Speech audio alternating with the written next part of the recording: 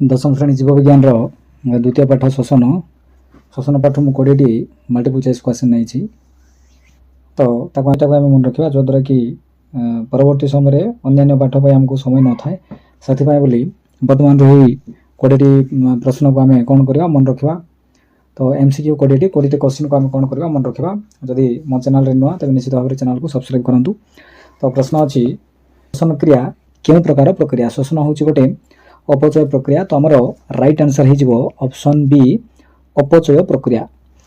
2 number प्रश्न अच्छी glucose भांगा द्वारा शक्ति क्यों रूप में संरक्षित हुए तो ग्लूकोज भांगा द्वारा कौन हम आमर एटीपी आकार में शक्तिटा गच्छित होता है तो आमर राइट आंसर हो ऑप्शन सी ऑक्सीजन उपस्थित घटुवा श्वसन को कौन कहुए। 3 नंबर प्रश्न अच्छी ऑक्सीजन उपस्थित घटुवा श्वसन को कौन कहुए ऑक्सीजन उपस्थित होता श्वसन को आम जाने वायु उपजीवी श्वसन तो ऑप्शन ए रे वायु उपजीवी श्वसन लिखा कथा टिके टाइप कराटा टिके भूल हो जाए तो आमर ऑप्शन ए वायु उपजीवी आमर वायु उपजीवी श्वसन बोली कहुए। 4 नंबर प्रश्न आमर देछि 4 नंबर प्रश्न अच्छी ग्लाइकोलिसिस केउठी संपादित हुए ग्लाइकोलिसिस आमर साइटोप्लाज्म रे संपादित हुए तो आमर राइट आंसर हो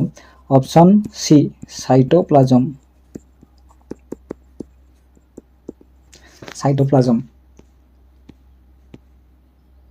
5 नंबर प्रश्न अच्छी पायरुविक अम्ल इथानल सृष्टि केउठारे हुए आंसर हो बी ईस्ट कोशरे।